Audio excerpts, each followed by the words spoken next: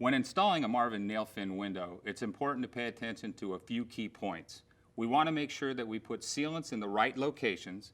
We also want to make sure we're using the correct shims and putting them in the correct locations. And we want to make sure we counterflash the nail fin properly and incorporate it into the weather-resistant barrier.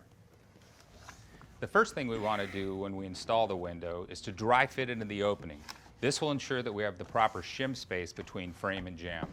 Also, pay attention to the Ziploc bag that we have taped to the glass. This has the installation instructions and associative installation hardware needed to install the window. When installing the sealants, we're going to apply 3 beads, 3/8 of an inch wide, onto the surface of the wall. This will embed into the nail fins. Then we'll install a back dam bead on the inside edge of the sill. We do not apply any sealant at the sill at the bottom of the nail fin because this is where we want to drain water. So when we're installing the interior shims, there are 2 types of shims on the market. There are plastic or horseshoe-shaped shims, or wood shims that are tapered. Whenever installing shims at the sill, you always want to use plastic shims because that could be in a plane of water. Using shims on the side jambs could be either plastic or wood shims.